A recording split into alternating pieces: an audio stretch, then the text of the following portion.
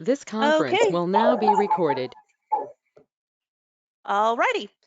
I call to order the April meeting of the Johnson County Library Board of Directors under unusual circumstances, but we're going to roll with it. Michaela, do we have any citizens' comments that we need to respond to at this time? We do not. Madam Chair, Yep. this is Paul Logan. Yep. Might I suggest that you ask for library board members to identify themselves? Okay, we can go ahead and do that. I am Bethany Griffith, the chair, and can we have the rest of our board members identify themselves, please? Amy Ruo, Vice Chair. Brandy Butcher. Wayne Burke. Commissioner Janae. Did I hear Janae? Yes, Commissioner Okay. Janae like it's here. Hi, Commissioner. Fabian Shepard.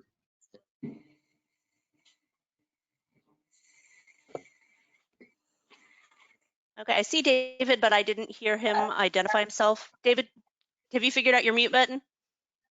He's having some difficulty with his audio, and okay. And we're going to try to figure that out. Okay. Was that everybody that's here?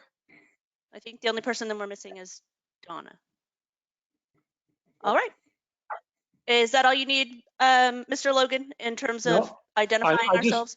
I just wanted to suggest to everybody that since this is a different kind of an open meeting, that before speakers speak, they identify themselves for those who might be listening in. Okay, we will do that. This is Sean Castley. If just as for everyone to be able to hear this without a lot of feedback, could I ask if you are not talking to please mute your microphone? That would help. Over. Okay, so we are good to proceed. Do any members of the Johnson County Library Board have any comments at this time?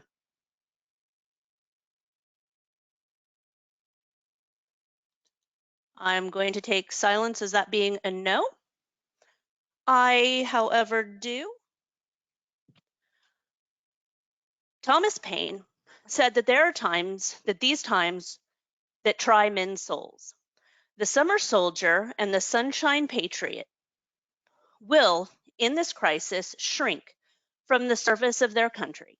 But he that stands by it now deserves the love and the thanks of man and woman. Although he was speaking about the American Revolution, his words certainly feel apt in the current situation. As a community in Johnson County, as Kansans, as Americans, and as global citizens, we have seen so many individuals who have refused to shrink back from service, whether on the medical front lines or just getting essential stuff done. And this time has been trying for all of us. Some of us have effortlessly adjusted to a new cozy normal full of Zoom meetings and baking.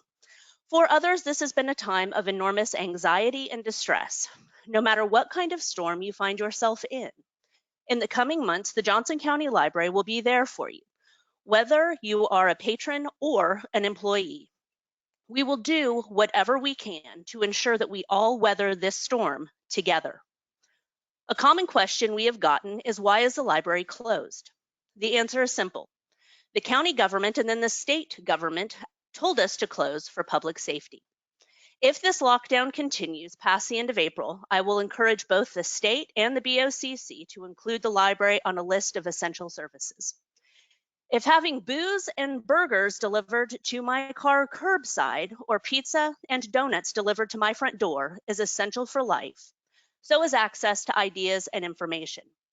We have 1 million students learning at home, and their greatest resource is operating at minimal capacity. I am absolutely certain that our fantastic administrative team, along with our management core and our branch staff, could come up with a way to get materials into patrons' hands that complies with the necessities of both prudence and safety. I understand that some may not agree with the risk, and I respect your caution. But in times like these, being able to turn to art as a comfort or a distraction is essential to mental well-being. And in times like these, the truth is essential to good decision making. And in all times, the library and all it contains and all it represents is essential to good life, and that is what we all strive for. Those are the end of my comments. Next on to Friends report.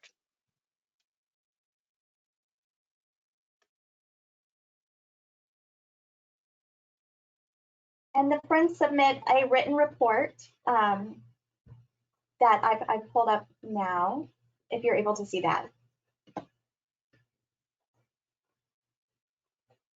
And I don't believe that they will be reading it.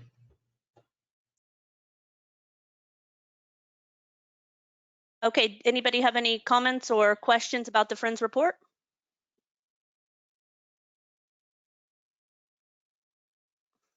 Okay, Michaela, then I think we probably could move on to the Foundation written report.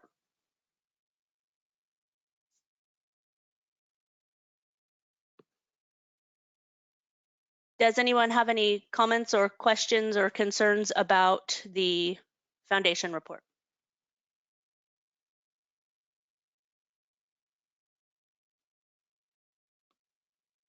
Okay, then we can move on. Commissioner Hanslick, do you have anything for us today? Yes, thank you so much, Bethany. Just a couple of comments. First of all, the Board of County Commissioners during this COVID situation has started meeting twice a week. That is, but all of those meetings are available online, live streamed. We are currently meeting on Mondays at 3 o'clock, not to take any action, but to receive COVID-19 updates. And then we are again meeting on Thursdays at 9:30 for our regular meeting. And of course, the primary information shared is about the COVID situation. We have been working on budget information, and perhaps Sean has more to say about that in terms of the library.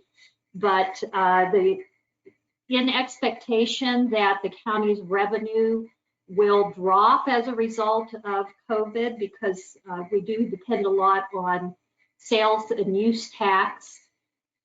We have taken some measures at the county to, as you well know, reduce any unnecessary hiring, reduce unnecessary expenses, and the commission and county management staff are watching that very, very closely.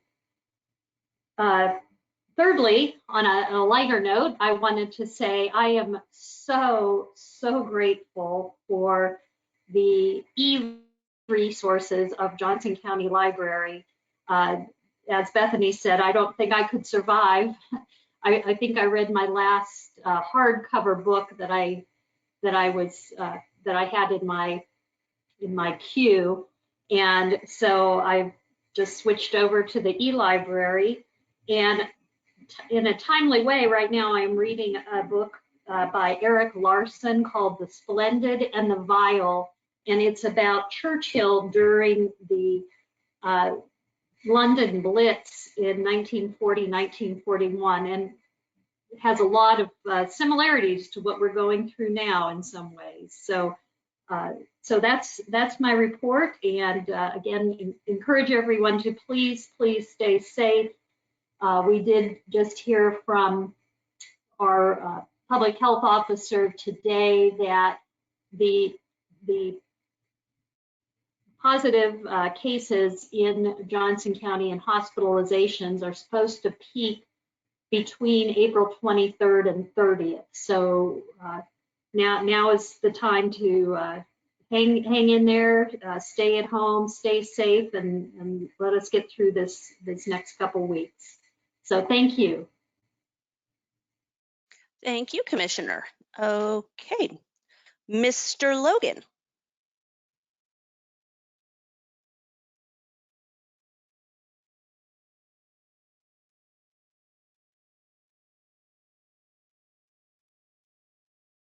Thank you. This is Fred Logan, Board Counsel, and I thought the way I would first start is to say that Kansas Attorney General Derek Schmidt, given the extraordinary circumstances under which public bodies have to meet, on March 20 issued written guidance on conducting open meetings.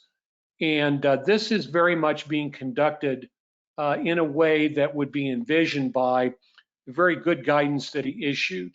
It isn't possible to have public comment. However, this has been publicized in advance, and the public can listen in.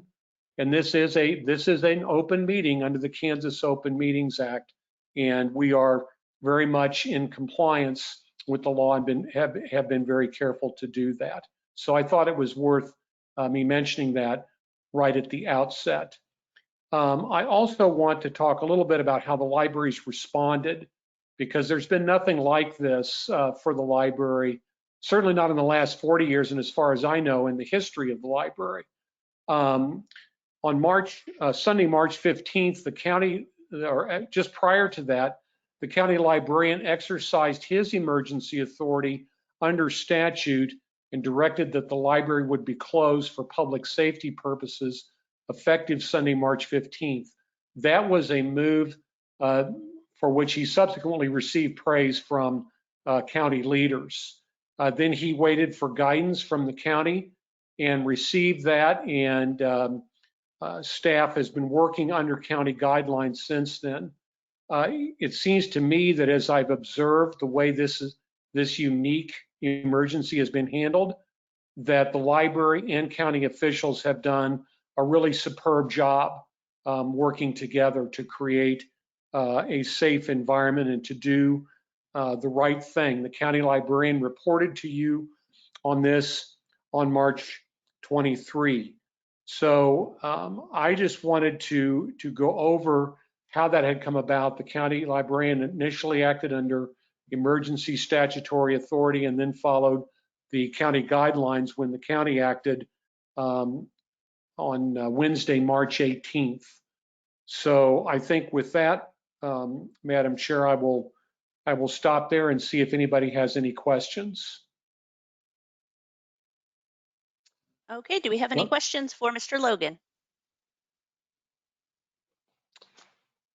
Thank you, Madam Chair. Thank you, sir.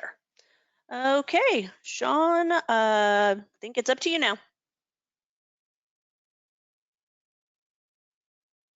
Thanks, Madam Chair. I think the next thing I'd like to do is have Dave Varatny give the financial report. Dave?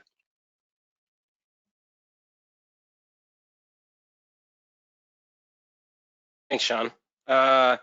Yeah, I'm going to go ahead and direct you guys to page 9 of the April budget report, of the April board report, because I think that sort of gives a good snapshot of where we found ourselves after the first 2 months of the year.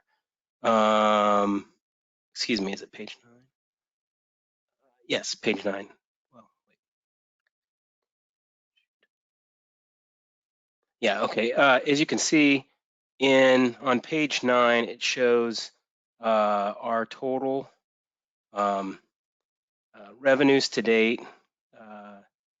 Actually, that was on page 7, excuse me, where we've received 19.955 million of the 40.443 million that's budgeted for 2020. So through the first 2 months, we are on target for where we typically are through 2 months. Things look pretty good. The expenditures to date, if you then go to page 9, will show that our expenses, all funds, were right at around 4.67 million of the 40.4 million that's budgeted, and so that we've spent to date approximately 12%. We've obligated a larger portion up in that commodities, part, and that's due to our collections. I think I mentioned that last week. We usually do that up front, and then that represents a good portion of what we're going to receive over the course of the year. So for the first 2 months, we looked really good from a revenue expense standpoint. With that, I'll say over and stand for any questions you might have.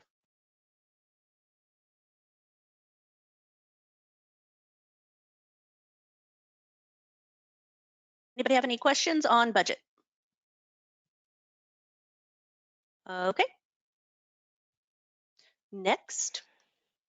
Yes, so we're on budget. Let's talk about some of the library responses to COVID-19 and planning for reopening.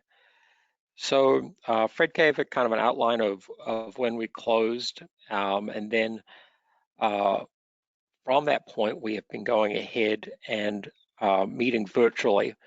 The administrative team and the operations team and the old managers team have done that. Where we're at today, as far as we have a team that's working on continuing to develop programs and services in a virtual platform such as Story Times, Reader's Advisory.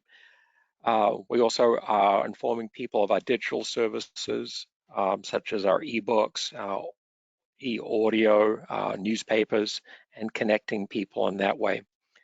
We've just recently are in the process of creating a team that will handle the reopening of the library, and what does that look like in a world where we don't have necessarily a vaccine, and we're beginning to look at some of the challenges, particularly with books and how long the virus lives on those.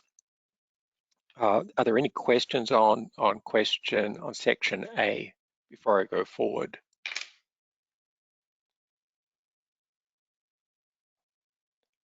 I think Okay, you can move on. so let's take a look.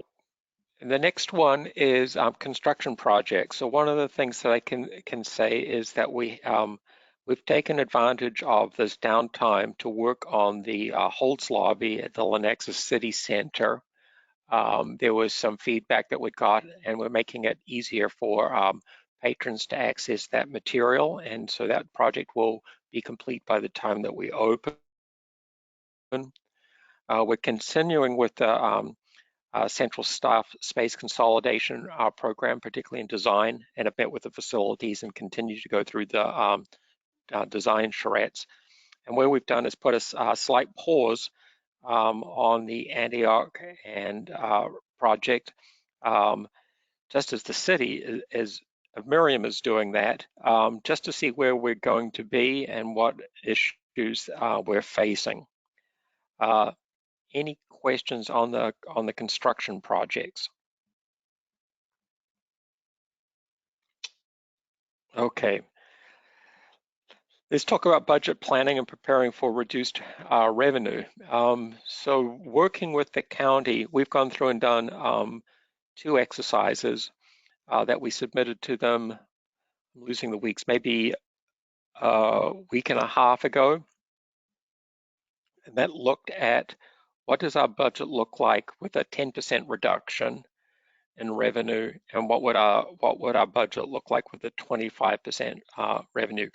We've the administrative team worked through those scenarios and submitted those to the county manager for their review. The concern is with the unemployment levels that we're seeing, and though the library may be unaffected in some ways because the majority of our revenue is from ad valorem or property tax, there will be some reduction in probably personal property tax, and the county is looking at larger issues with as far as on the business sector. So that planning has been done. Are there any questions on C, budget planning, preparing for reductions in revenue? Okay, if there are no no questions on that, let me move on to D, which is JCL staff supporting the county. what we have at the moment is our couriers initially were called into action to help the county support Meals on Wheels, delivery of meals. There was a program that was mainly run by volunteers, and those volunteers were elderly. And so the county wanted not to put those at risk, and then looked for staff, and our couriers did that. Tad Twidwell is a project manager, and he's manager.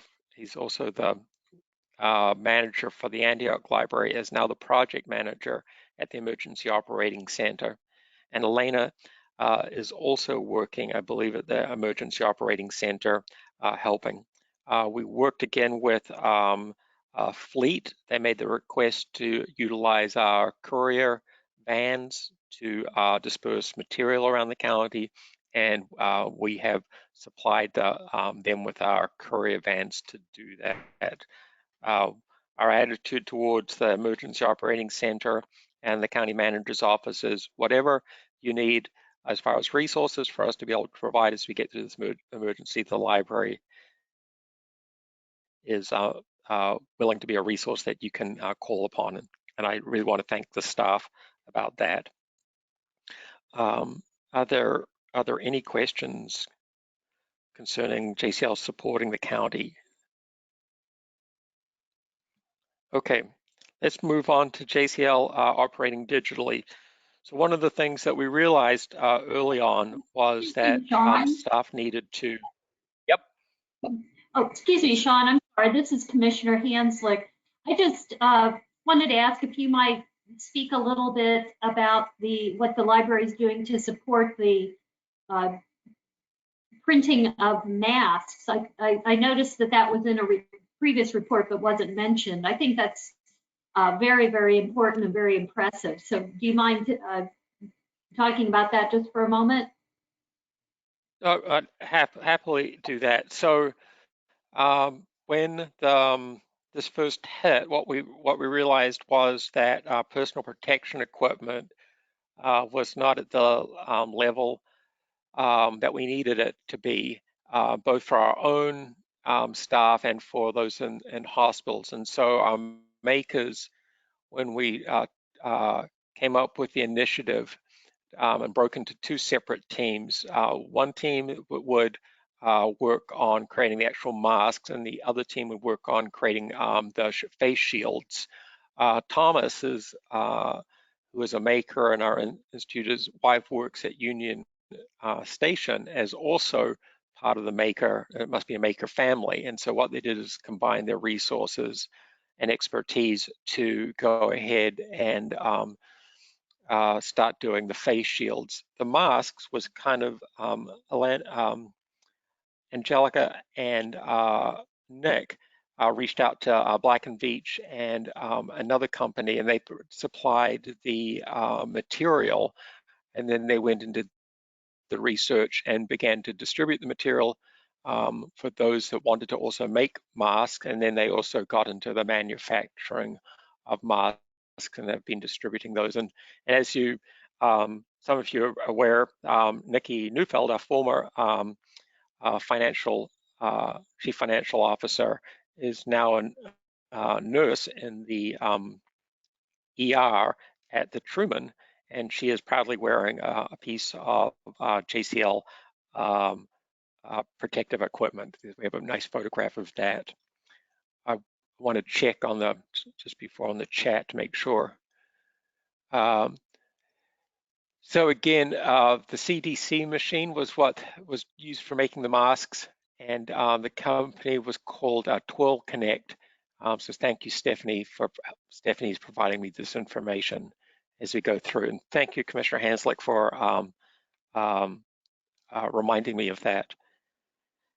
Any questions concerning making of masks? The community really stepped up as far as providing us the equipment, and our staff have really stepped up connecting people who want to volunteer and make masks.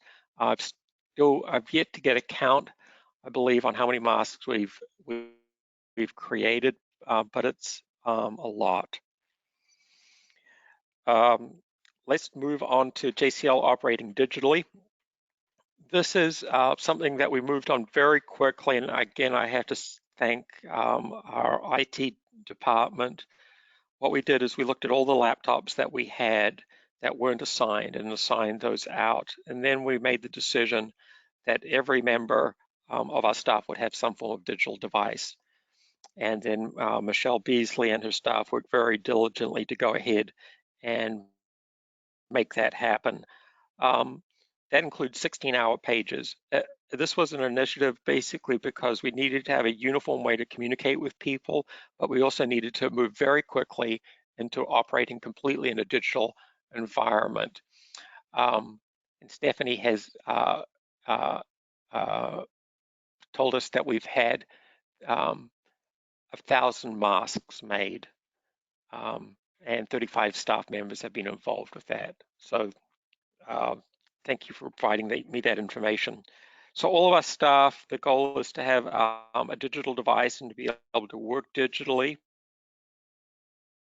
remotely, and that's something that I'm committed to moving forward.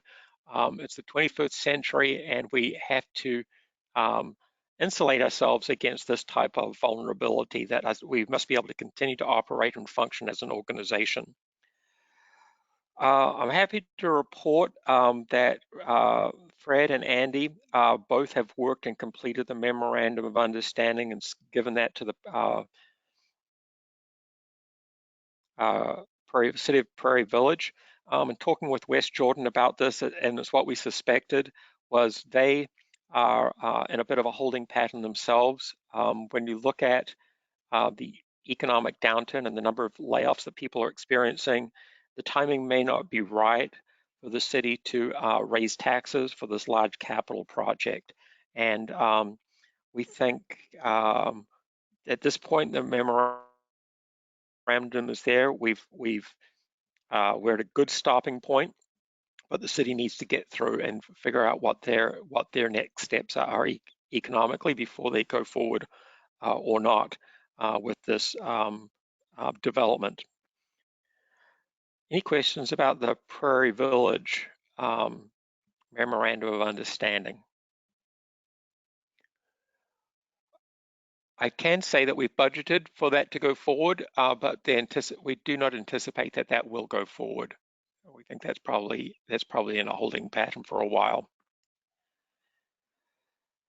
One of the things that people had was a lot of material out. Many of our patrons had books, and so what we did was to put a freeze on fines and fees.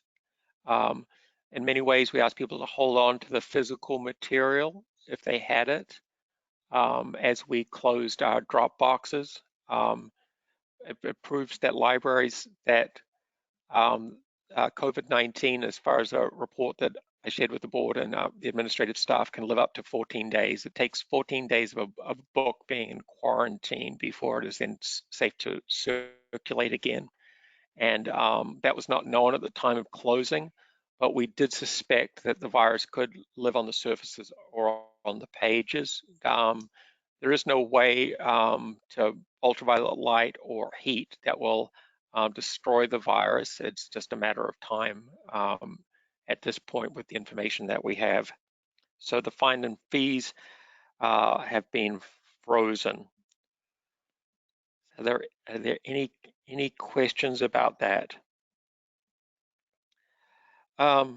Finally, it's not on your agenda, but it is an update. I'm sad to report that there was a shooting on library property last night. The shooting was at, I believe, 8:55 p.m. It was on the second to last row on the east side of our parking lot. We've been working with the Overland Park Police, and Jen and Jared have done searching for video footage. We did have video footage of this, but it was, I've not viewed it, but it was described as being dark or shadowy. But we have given that footage to the Overland Park Police for them to go ahead and do that. The shooting, the man that was shot, or the person, I don't know whether it was a man, the person that was shot was in critical condition, and we have no more information on that. What I can also update the board on was that the county HR and county manager's office had talked with me and staff about furloughing and furloughing staff to put them on unemployment benefits and make them eligible for the $600 of federal funds. They would remain county employees, but and keep all the benefits, but they would not be required to work.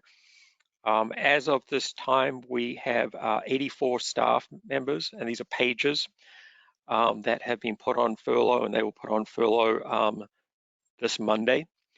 We're doing a second round of furloughing, and we'll be able to report. We are contacting those people over the next today and tomorrow. We will report that to the county HR office, and then we'll, on Monday, once we have reported to all our staff, we will notify the county manager's office, and it will become official. I believe I have sent a copy of that to the library board for their information. And last but not least, we're going to move to Hope, and she's going to talk a little about e-resources, which is to end on an upbeat note, which is we put all this money investment into resources, and Hope's going to show us how the public is using them. I'll turn it over to you, Hope. Thanks. Thank you, Sean. Thank you. I'm excited I get to be part of the Bright Spot today. This is definitely an area that Johnson County Library is very good at nurturing. So I am a member of our collection development team. I think of myself as sort of the chief caretaker of our research databases, our platforms for digital collections, and all of our online learning services. But I do work with a team of collection development specialists as well, who also do a lot of individual selection of titles, both in the physical and digital world. And it really does take a village to support all of these resources. So from the selectors to the information technology team and the infrastructure they're providing, and our marketing teams and our frontline staff are helping support. So this is very exciting to see, and I was struck at a recent meeting when Mr. Sims had said, I was so glad he had shared that he had a friend mention that the library offered so many great resources. In that case, it was business resources, but the library is a hidden gem. And one of the phrases that we hear a lot that is bittersweet, I suppose, is when people tell us, I didn't know the library had that. And they say, oh, the library is such a hidden gem. And we invest a lot of time into navigating a very complicated landscape of intellectual property rights and technical systems integration and patron privacy to bring these resources. So this is exciting for us. Silver lining that we get to work together on promoting this. Our customer experience team is promoting our e-resources, and our managers are also taking a lot of time to help their staff right now beef up their training on our digital resources. So Michaela, if you want to head to the next slide for me. Need a chime. So our e-resources live on our website. This is essentially the digital branch of our library where you can explore so much. And when you spot our top navigation there, the e-library and the research section will get you to those resources. And it's just right there, jocolibrary.org. And so this is a chance for me to highlight some of the fun things that you may recognize. So Michaela, next slide. We have so many neat things. You know about our ebooks and our e-audiobooks, and those are very popular. In fact, we just pulled some quick reports, and it looks like since our closure time, we've seen roughly a pretty dramatic increase actually in those checkouts for ebooks. So we've had almost over 500 more checkouts per day in our ebooks and our e-audiobooks. But we also have a lot of really neat entertainment that we're able to offer. So even just within December 2019, we were able to start launching some streaming video services like Canopy and Canopy Kids that offer a wide variety of documentaries and a lot of classic and indie films. We also were able to launch Acorn TV. So for you British TV and movie lovers out there, that's a new service that we are providing. And we've seen a dramatic checkout of those passes as well for those streaming video services since we've closed. We offer things that you might typically find in the physical buildings as well. So our periodicals, we also have those in digital formats. Things like the Kansas City Star. And one nice perk that we're able to offer through digital, the Kansas City Star actually recently stopped doing a print Saturday edition of the paper, but they do make it available digitally, and that's available through our library as well. So you can check out that Saturday edition that's only available digitally. The New York Times, so you can get your national news, but we also have local news. So we were able to partner with Shawnee Mission Post. This year is the first year we're able to offer remote access to Shawnee Mission Post. Library card holders can log into the library website to access that content. We also offer e-magazines, and this week we just expanded our e-magazine from RB Digital by over 10 times. So now we're offering over 3,500 different magazines that patrons can check out. No limits on how many you can check out. They don't expire. We're able to expand in terms of language offerings as well. So you can find things from all over the world in a variety of native languages that those are written in. Super excited that we can bring that to our community at this time. There are also a lot of things that you'd expect from research types of things. So you may see some familiar brands there, things like ProQuest, who distributes Ancestry. So you may know Ancestry.com. They make a library edition for us. And typically they only offer that in the library building. And during these unusual times, we've been able to work with those vendors, and they're offering that at home as well. So our library card holders can pop right onto our website, log in with their library card, and get Ancestry Library Edition. But we also have a lot of great business and investing resources. So you may spot Value Line and Morningstar for all of those folks who are a little concerned about what their portfolios look like. There's good vetted research out there with those data analysts providing those reports. We've also got a lot of great resources for job seekers. So BrainFuse Job Now actually has live job coaches that our patrons can hop online and talk with a job coach. There are also tools to help them build their own resumes. But we have homework help too. BrainFuse Help Now has live tutors online, as well as a lot of support materials to help students when parents maybe don't feel like they're standing on such solid ground with some of the subject matter that their kids would be learning at school. But there's a lot of lifelong learning opportunities too. So you'll see things like Rosetta Stone for language learning. And Learn It Live also has a lot of health and wellness resources. That's one that we've been able to offer. There's just a wide range of things out there. And I always encourage folks so that we can take these things. I hope you see at least one thing on here that maybe you find personally of interest, and tell somebody about it. Tell somebody you're so excited that the library has this thing that we're able to offer. And it doesn't have to be something that that person would be excited about. Just knowing that it's something that you personally are excited, they may realize the library has something for me too. And if we can go to that last slide. The end goal, really. Word of mouth is probably the most powerful message, so I'd encourage you, everybody who has a chance to listen in all of your phone calls and video calls that we're having, or shouting it at your neighbor across the lawn, to say, I love that the library has that. Share something that you love so that the library isn't a hidden gem anymore. And thank you very much. I'd be happy to take any questions that you have.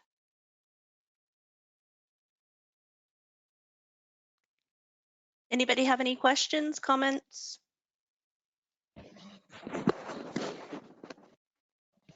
Thank you, Hope. This is really great. And these types of services have just grown over the years. And I want to thank you for the work that you've done. There are a couple of things that I wanted to update the board on further. Some of our staff may be working with the elections office in support of them. Fred has continued to do working with the Baptist Church concerning the parking at the old Lackman location. What we're working out is the church's legal representation has working with ours, and what I hope to be able to come to the board at some future date is to take a look at an agreement that we may be able to forge with the church that would define their use of that property in a way that works for them, but also works for us, and also doesn't put us cause us any liability. And the church has been very good about that, responding, and they do have their own insurance in place. One of the requests I got from Karen Wolfkuhl, I think is a representative from the League for Women Voters, that we would carry information in our next electronic newsletter about the census, the 2020 census, and we fulfilled that. Also, the newsletter that we sent out, and we send out to about, I think, I want to say it's 160,000 households, was focused on our digital content. So I'm going to pause for a moment and see if, and open it up for the board if they have any questions for me or for my staff concerning anything I've discussed or anything that they would like to talk about. Over.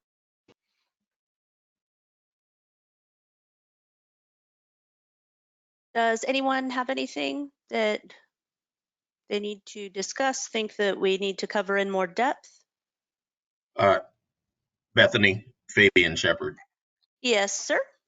Sean, I want to commend you and the library staff for that effort with those 1,000 masks. That's very impressive, especially considering the circumstances that we face right now. And I think it's fantastic that we've been able to utilize that maker space for such a worthy endeavor. I also want to thank you, Mr. Logan, for the update regarding the statement of Attorney General Schmidt. That's very important. And Bethany, your words were fantastic to open this meeting.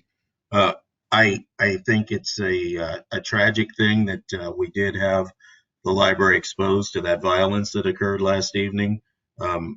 Unfortunately, no area of our county or our lives is insulated from crime nowadays, and hopefully the perpetrator of that offense will be captured due to the assistance from our camera perspective, and hopefully the person injured will be all right.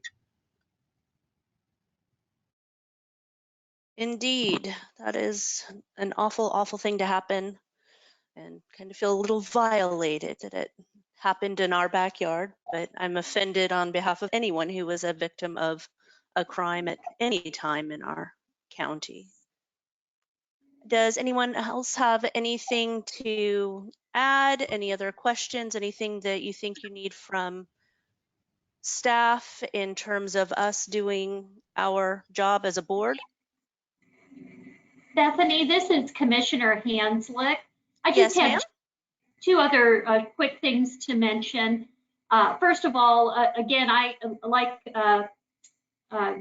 Fabian Shepherd, I commend Sean and the library for helping out with the printing the 3D masks. In fact, I was contacted by a constituent who had asked, is there any way that the library could use their 3D printers?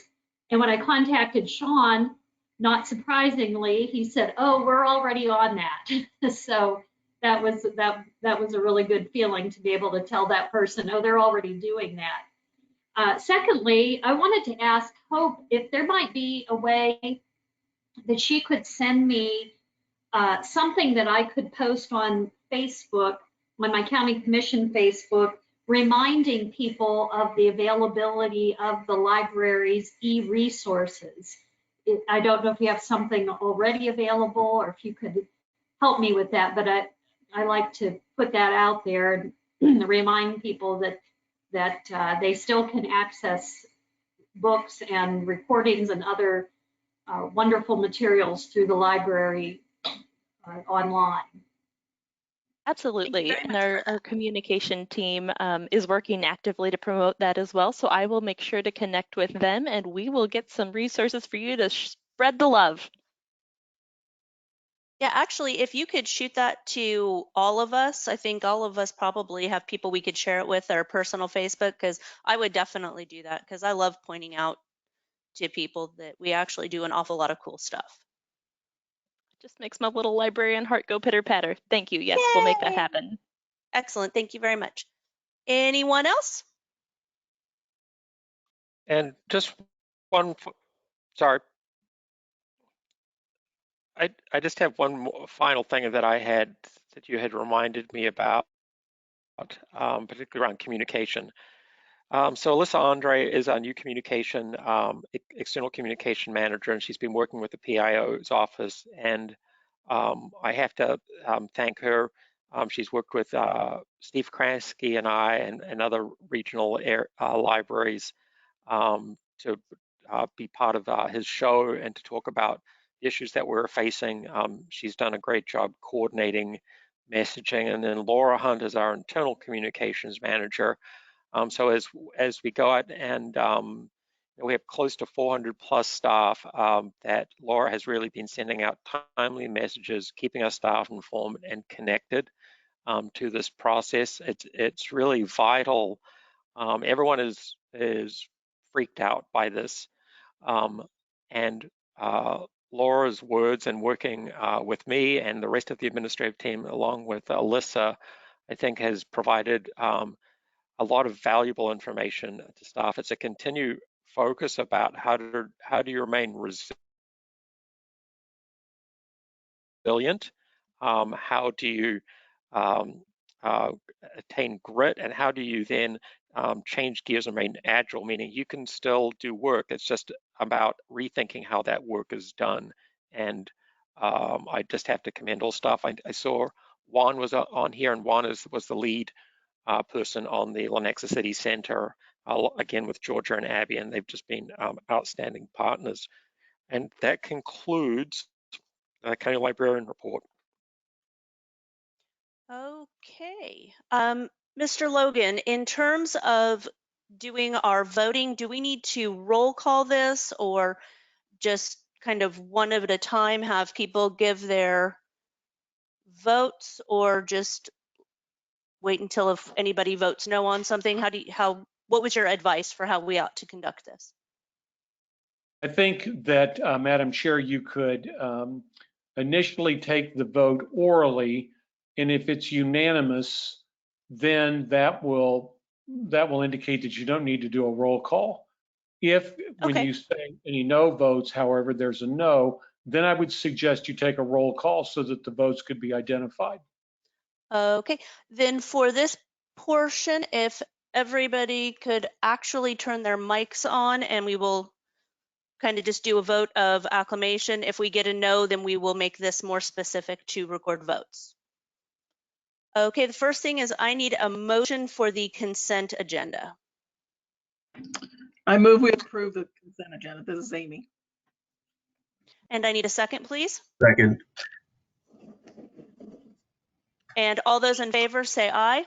Aye. Aye. Any opposed? There being no opposition, that motion carries. Okay, and so then, Sean, the only thing we need to do is our action items. So that is the easement at Oak Park Library. You have a briefing sheet on that for us? Yes, I do. The library's land subject to the easement, it consists basically of 1,019 square feet along the Blue Jacket Drive, and the library is looking to grant easement to the guarantee, which is the Kansas Natural Gas Company.